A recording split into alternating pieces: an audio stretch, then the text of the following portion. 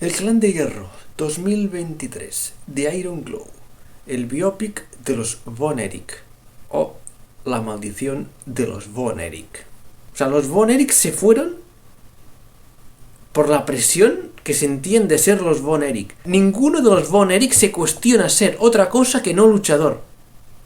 Porque es como que no existe otra cosa. Vaya por delante que este es un vídeo que va a costar hacer porque hay muchas muertes aquí y basada en hechos reales. Yo no soy fan del true crime, no soy de esas personas que van a los sitios donde ha habido asesinatos y hacen fotos a los sitios, no sé para qué, y me parece que esta es una tragedia demasiado contundente, demasiado dura, demasiado trágica como para hablar de ella de una forma sensacionalista o pueril o como si todo esto fuera ficción. Vamos a intentarlo hacerlo sin truculencias y sin morbosidades y sepan disculpar si no satisface todos los aspectos morbosos que ustedes esperan encontrar aquí. Ya hay otros canales donde hay otros vídeos donde hay personas que hablan sin tapujos sobre nombres, datos y asesinatos y muertes y crímenes y estas cosas, pero este no es el canal. Von Erich es un apellido importante en el mundo del wrestling y un apellido marcado por la tragedia. The Iron Claw es un biopic hecho con la aprobación de Kevin Von Erich, el único superviviente de los hermanos, de tono amable. Pese a reseguir la tragedia familiar, la película evita ciertos detalles y omite otros en pro, eso entiendo yo, de la continuidad de la trama. Un buen complemento a esta película y que ayuda a equilibrar la verdad con la ficción es el capítulo The Last of the Von Erichs, el episodio 4 de la temporada 1 de la serie documental Dark Side of the Ring, que se emite en Vice TV. No se pregunten cómo veo yo estas cosas, ahí la imagen de cada cual. Dark Side of the Ring es una serie de Q-drama que siempre está centrada en los aspectos más truculentos y más turbios del mundo del wrestling. Eso incluye asesinatos, incluye muertes, eso incluye abusos de todo tipo y de todos tipos de sustancias, siempre centrada en los temas más escabrosos. Y con unas recreaciones que son tan low cost que dejan más de la mitad de lo ocurrido a la pura imaginación del espectador, porque siempre están como en sombras y nunca se ven las cosas y uno imagina cosas mucho más tremendas de lo que realmente ocurrieron. Este capítulo, The Last of the Von Erichs, ofrece, como digo, un equilibrio entre,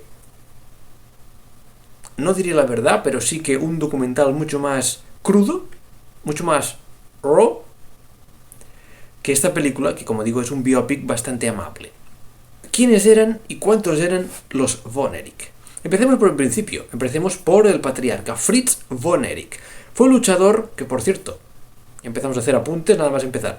Fritz Von Erich estuvo entrenado por Stu Hart, que es otro patriarca fundador de una nisaga importantísima en el mundo del wrestling, los Hart. Fritz Von Erich estuvo en activo desde mediados de los años 50 hasta finales de los 80. Fue un luchador importante en la WCCW y la NWA y tuvo unas estancias también en Japón, concretamente en All Japan Pro Wrestling.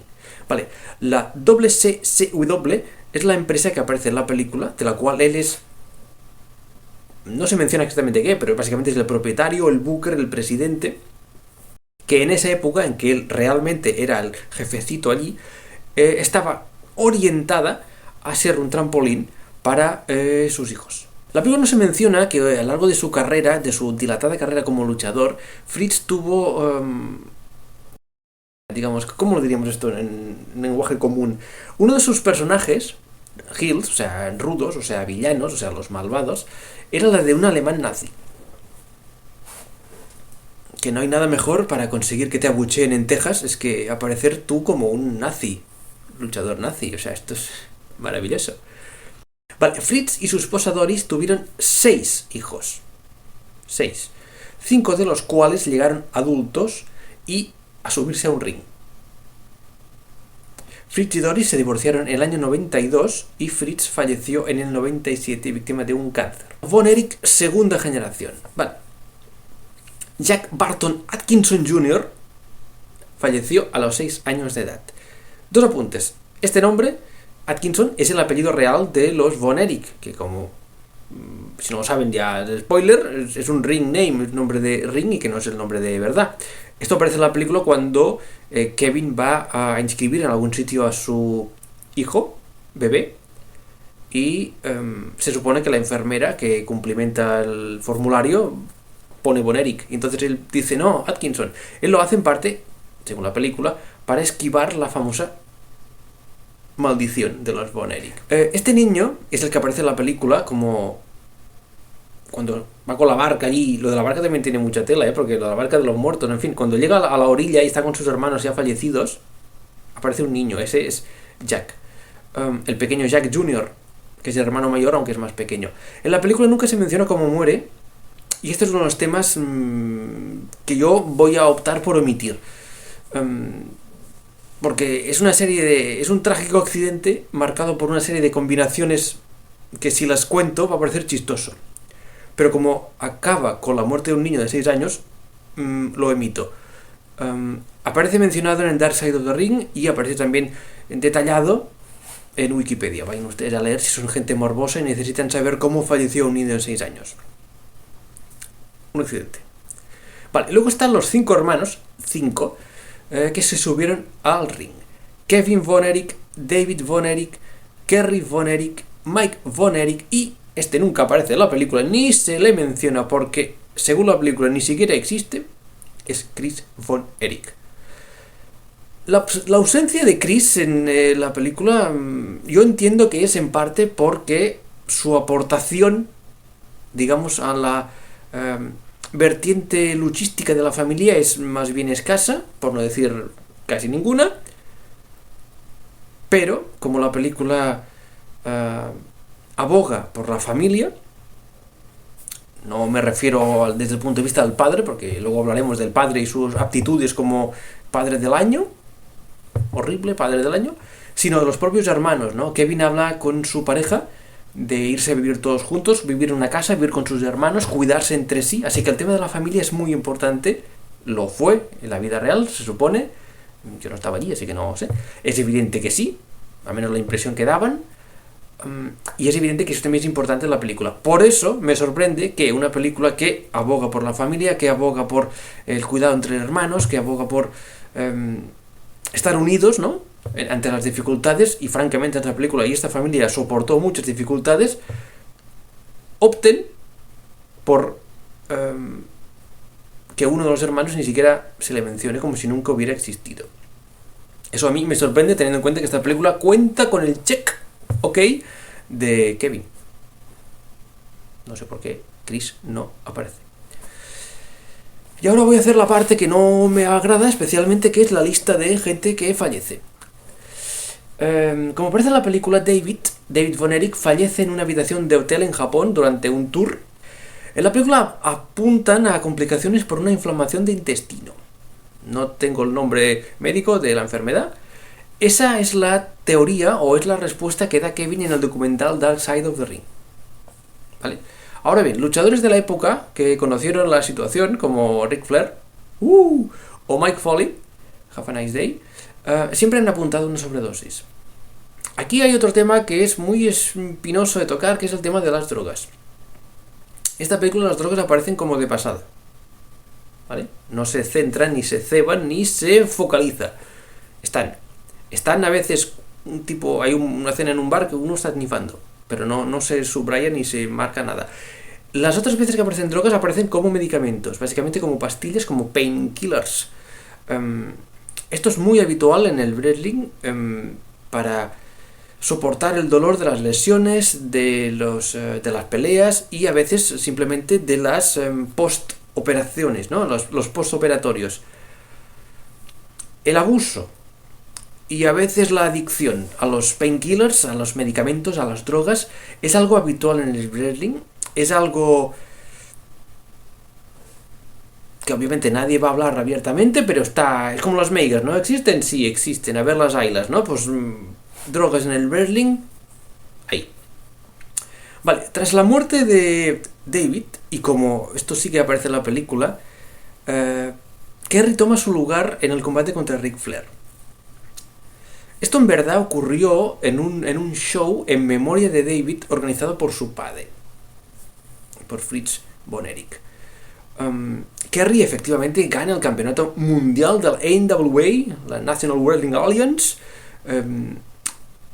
que es el gran objetivo, la gran obsesión, la gran paranoia casi que tiene Fritz, que tiene el padre. Es decir, el padre, que fue un luchador, que estuvo en la NWA, siente, y esto lo dice en la película, que nunca le fue reconocido su talento o su esfuerzo, su trabajo, su dedicación, que nunca le premiaron, que nunca le ascendieron, como dicen en la película en algún momento, a campeón mundial de los pesos pesados, que nunca fue campeón de la NWA.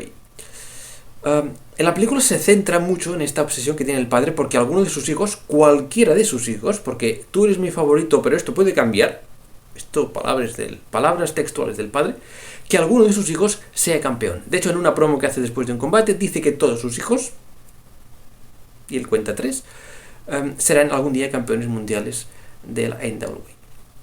Vale, cuando Kerry gana el campeonato nacional, campeonato mundial, estos títulos del wrestling en realidad no importan nada, pero esto me encanta porque hay que vivir la magia, entonces hay que creérselo, ¿vale? Cuando Kerry gana el campeonato mundial del NWA ante Ric Flair, en la película obviamente no se menciona que al cabo de 3 semanas el combate tuvo un rematch y Ric Flair volvió a ganar, ¿vale? Esto es algo que obviamente si en la película lo hubieran contado, mucha gente se hubiera sentido como ¿qué? ¿Por qué? En realidad el campeonato en el wrestling no importa demasiado, básicamente sirve para otorgarle a alguien cierto foco mediático o para darle lo que se conoce como un push, ¿no? Un empujón, o darle algo que lo haga lucir como un campeón. ¿Qué es lo que te hace lucir como un campeón? Pues un campeonato, tal, vale. En el mundo del wrestling sabemos que en realidad el campeonato en sí, lo que es el cinturón, no importa demasiado, lo que importa es el momento. Cuando Kerry gana el campeonato ante Ric Flair, lo hace en su territorio, ¿vale? Y es en un show de homenaje a David, que ha fallecido. Esto, en la vida real del wrestling, por ejemplo, se vio cuando Rey Mysterio ganó la Royal Rumble y luego el Campeonato Mundial en memoria, en recuerdo de su amigo Eddie Guerrero. Viva la raza. Luego hay otra cosa que la película omite, y con razón, entiendo, que es Lance Von Erich. ¿Quién carajo es Lance Von Erich? Vale, cuando David falleció, y antes que Mike se pudiera unir a sus hermanos en el ring, apareció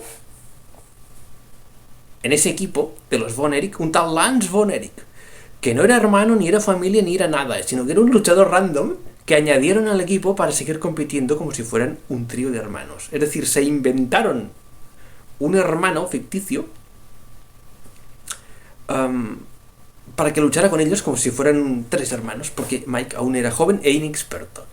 Esto es algo que la película no aparece mencionado y que yo creo que todos estamos muy contentos que ese personaje no aparezca, porque la verdad, esto fue una tomadura de pelo. Una vez más, en el wrestling se ha jugado muchas veces con el tema de las familias, ¿no? Undertaker y Kane eran hermanos. No. Hornswoggle y Finlay eran padre e hijo. No. ¿Vale? O sea, Vince McMahon era el padre. No. O sea, hay muchas. En la historia del wrestling hay un montón de historias de paternidades y familiares que en realidad no lo son. Y eso a veces incluso ha dado temas para storylines tremendas, como, ahora estoy pensando en Rey Mysterio, Eddie Guerrero y la paternidad de Dominic Mysterio. Esto es algo que es muy difícil de explicar. Centremos otra vez en el tema serio. Vale. Luego vino Mike, ¿vale? Ni Mike ni su hermano Chris, que en la película es el que no aparece, no eran atletas. Lo único que tenían Mike y Chris de luchadores eran el apellido, la fama y el peso lapidario, y no quiero parecer morboso con esta expresión, pero realmente esto es así, el peso lapidario del apellido familiar. Vale, como muestra la película, Mike sufrió una lesión durante un combate, y lo que iba a ser, o tenía que ser, una operación rutinaria se complica y Mike estuvo un tiempo en coma. Luego vino una dramática y dantesca, la verdad, dantesca, rueda de prensa, que aparece en la película y que ocurrió en verdad, en que Mike, bastante maltrecho, afirmó que volvería pronto a los rings. Esto no ocurrió y Mike en 1987 se suicidó. Tenía, por cierto, 23 años. Lo de Chris fue peor. Chris Von Erich, a diferencia de sus 4 hermanos, no era luchador y, quizá aún más dramático, ni siquiera parecía un luchador, ¿vale? Era un tipo más bien bajito, enclenque, problemas de asma, era como yo, digamos, ¿vale? Es decir, no tenía, no tenía percha de luchador. Y su carrera, que fue obviamente forzada, digámoslo así, por la presión familiar, la presión del entorno, la presión del apellido. La presión del apellido, teniendo en cuenta que el apellido es inventado, tiene traca. Su carrera básicamente creo que no llegó ni a los 10 combates. Se apartó, le apartaron, lo dejaron de lado. Yo no puedo decir cómo se sentía y por qué hizo lo que hizo, pero es evidente que la sensación de frustración que debió sentir, la sensación de que no estaba a la altura, que no estaba a la altura de lo que esperaba su padre, de lo que esperaban sus hermanos, a la altura del apellido, a la altura de los Von Erich, le traumó, le provocó una depresión tremenda y una frustración terrible. Y en 1991, cuando solo tenía 21 años, que es una edad en que en algunos países es mayoría de edad, a los 21 años Chris Von Erich se suicidó. Todo duro. Y luego viene Kerry. Kerry Von Erich, que fue seguramente el que más triunfó, digámoslo así. Después de tener ese campeonato mundial de NWA durante 3 semanas de Ric Flair, Kerry llegó a la WWF, que era la Grande Liga, la WWE de hoy en día, y allí padeció algo que es habitual en la WWF, que es el cambio de nombre. En la película hay un momento en que, bueno, lo ven, ¿no? Se supone que la familia está allí reunida, el padre y Kevin lo están viendo por la tele, como su hermano, su hijo, Kerry lucha en la WWF. En realidad, sí, es cierto, Kerry luchó en la WWF, pero lo hizo con otro nombre, lo hizo con el nombre de Texas Tornado. ¿Vale? Esto, que aparentemente podría no tener mucha importancia, yo entiendo que la tiene, que la película lo omite, porque para Fritz esto hubiera sido una afrenta más. Para Fritz le quitaron, digamos, el apellido, ¿no? A su hijo, ¿no? Su legado no llegó a las grandes ligas porque Kerry luchó como Texas Tornado.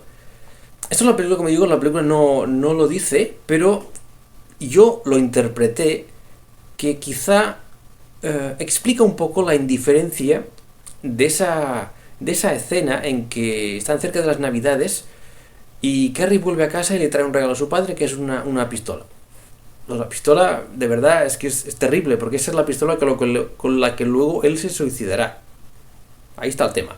Pero el caso es que cuando Kerry le da el regalo, le da la pistola, se lo da antes de Navidad porque no puede esperar, y porque se va de vacaciones no sé dónde. Su padre la coge y la mete en el armario y la guarda. Entonces Kerry tiene quizá el primer momento de toda la película en que alguien, uno de los hermanos, se encara con su padre y le pregunta por qué. Siempre que te regalan una pistola la pruebas. ¿Por qué la que te acabo de regalar yo no lo hace? ¿Por qué? Digamos, ¿por qué yo no estoy al nivel? ¿Por qué no alcanzo, ¿no? O sea, no capto tu atención, hay mucho trauma ahí. Quizá, eso obviamente nunca se dice, es la reacción de Fritz ante alguien que se ha vendido el nombre, digámoslo así, y lucha como Texas Tornado. Como esto en la película de Texas Tornado no aparece, esta escena queda un poco así como coja. Y lo de coja, por favor, no me malinterpreten, ¿vale? No es un chiste fácil. Porque aquí debo hacer un apunte personal, como si todo el vídeo en sí no lo fuera, y es que yo vi luchar a Texas Tornado, ¿vale? Y puedo afirmar, y les juro, que jamás, nunca supe ni imaginé que el tío luchaba con una prótesis de pie porque le habían amputado un pie tras el accidente de moto. Eso es acojonante porque también influye en la presión tremenda que debía sentir Kerry. O sea, se supone que no, o sea, obviamente los fans no lo sabían y buena parte de sus compañeros tampoco lo sabían. Que dices, esto es algo, ¿cómo puñetes escondes esto, no? O sea, esto obviamente también debió influir tremendo en él, la sensación también de, no sé cómo decirlo, de fracaso, de haber echado por la borda su carrera, de haber sido el tipo que lograba el campeonato mundial ante Ric Flair, el título que quería su padre, lo hizo ocupando el puesto que debería haber ocupado su hermano David, llegó a las grandes ligas, le quitaron el nombre, le quitaron el apellido, le quitaron el Von Erich, le pusieron un nombre random, Texas Tornado, y encima de todo esto, tenía que luchar y vivir escondido de los demás, escondiendo que le faltaba un pie y que luchaba con una prótesis. Y encima de esto, todo el dolor físico real que debía sentir por, joder, el accidente y todas las secuelas del accidente de moto y de la amputación del pie.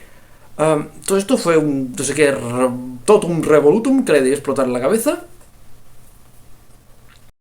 y que acaba, como la película muestra, con un Kerry suicidándose en el rancho familiar, pegándose un tiro con la pistola que le había regalado su padre en el año 93, cuando tiene 33 años, la edad de Cristo.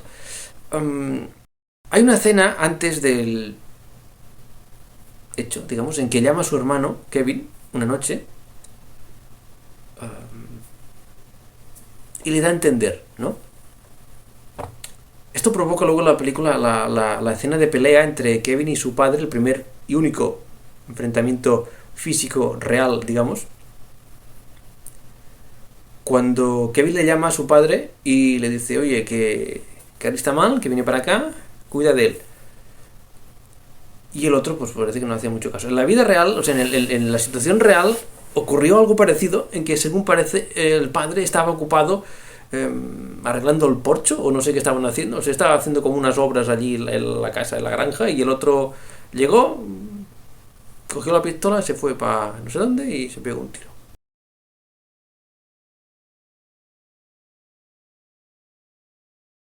Esto es aterrador. Para terminar con un poco de alegría, digamos, ante esta sucesión de muertes, hay que hablar de los Von Erich tercera generación.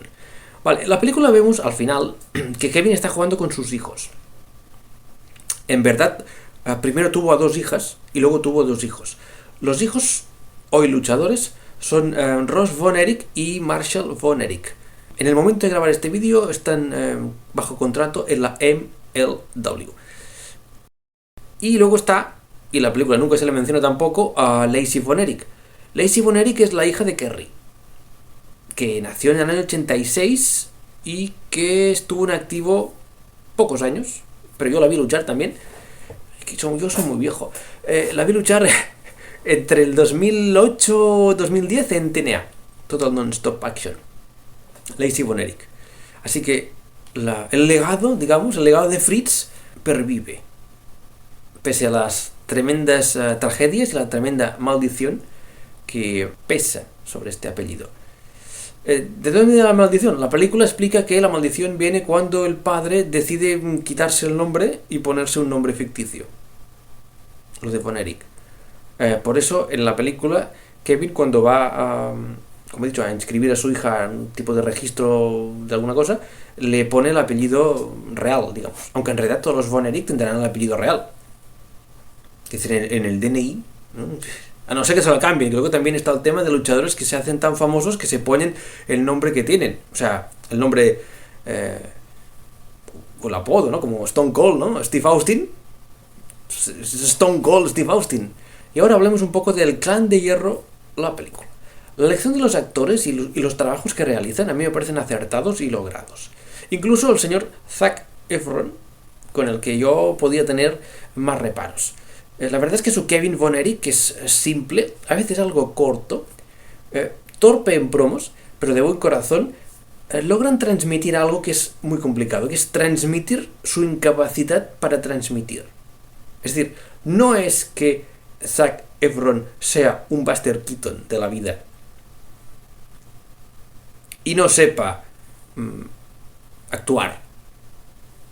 Es que está transmitiendo que su personaje no sabe interactuar con su entorno.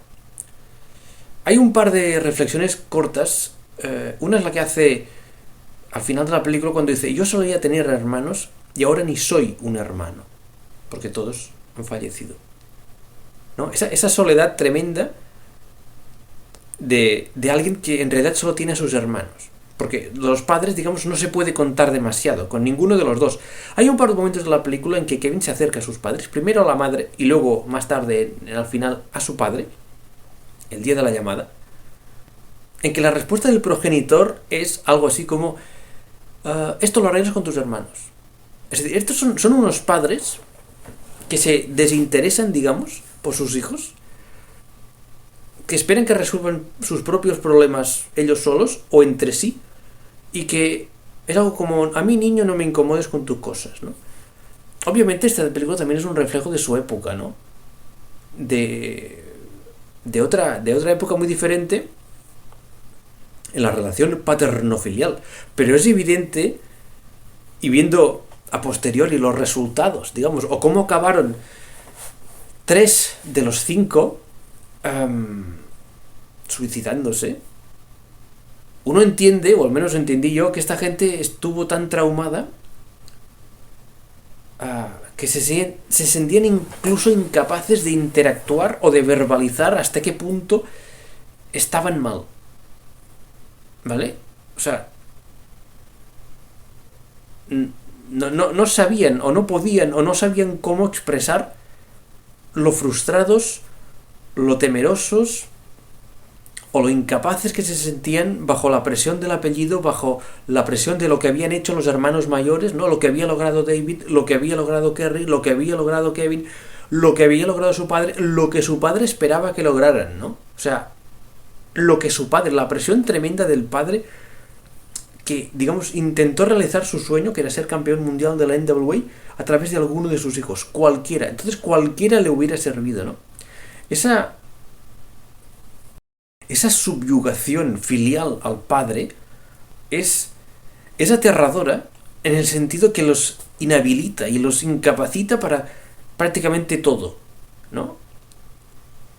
Y llegados a un punto de choque con la realidad, con que la expectativa que tienen de sí mismos y de lo que esperan lograr no alcanza, como diría Messi, no nos alcanza para lograr esto, la única respuesta que tienen, la única solución, la única vía de escape, horrible expresión, la única vía de escape es el suicidio.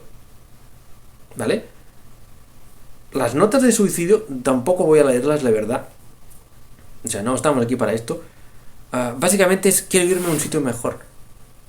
¿Vale? O sea, hacían lo que querían, digamos, lo que les gustaba, eran reconocidos, eran populares, eran casi como una, como diría la canción de Cody, una Royal Family, ¿no? En Texas, los Von Erich. El entierro de David, había allí gentío ahí descomunal. Y todo el mundillo, que es enorme pero pequeño en el mundo, digamos, estaba allí. Y en lugar de...